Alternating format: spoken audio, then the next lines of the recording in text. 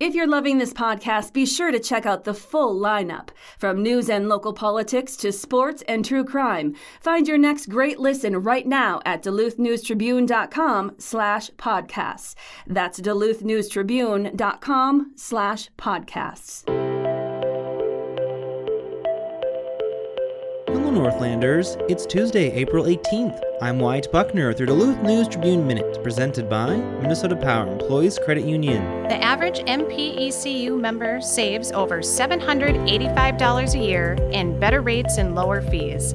And with MPECU, every ATM is your ATM. With their free checking program, you get ATM fee reimbursements at any ATM anywhere in the U.S.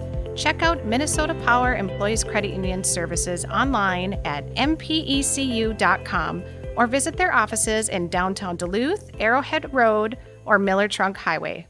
Now here's a look at today's headlines.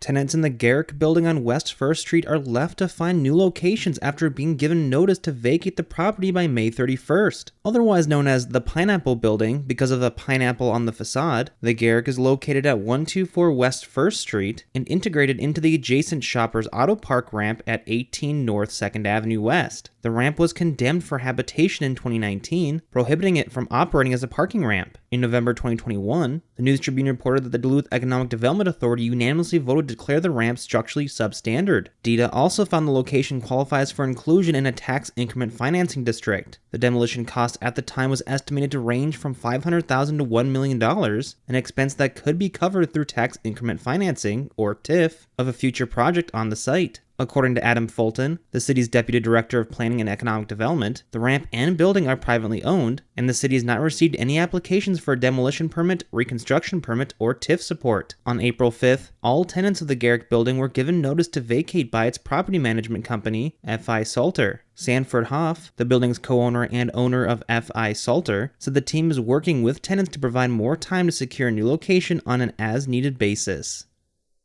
Minnesota House Democrats on Monday unveiled details of a tax plan that will include direct payments to Minnesota taxpayers, a tax cut on Social Security income, and a new tax credit for families with children. Under the proposed tax plan, Minnesota would return about $1.25 billion of the record $17.5 billion budget surplus in the form of a tax rebate. About 2.5 million tax returns would qualify for checks starting at $275, according to House Democrats. It's significantly lower than the $1,000 starting point proposed by Governor Tim Walz. Joint filers would get $550 checks, and there would be $275 for each dependent up to 3 dependents. The yearly income cutoff on checks would be $75,000 for single filers and $150,000 for joint filers. Tax cuts and credits are just one component of the bill, which majority Democratic farmer labor lawmakers say will deliver aid to Minnesotans who need it most. The proposal also includes the creation of a new millionaire's tax on the top 0.8% of Minnesota earners and new offshore income reporting requirements for corporations. Those could bring in more than $1 billion in the next 2 years. With about $3 billion in rebates, credits, and tax cuts to Social Security, House DFLers have characterized their tax plan as the, quote, largest tax cut in state history, end quote. But minority Republicans question the need for any new taxes when the state already has an unprecedented budget surplus. The tax bill does not contain all the new taxes proposed by Democrats. Other packages carry new fees, such as a new 75-cent delivery fee for things like food delivery and Amazon shipments. Multiple bills will form the overall budget, which under the current DFL framework, would add nearly $18 billion on top of the current more than $50 billion 2-year budget. GOP senators on Monday pointed to nearly $10 billion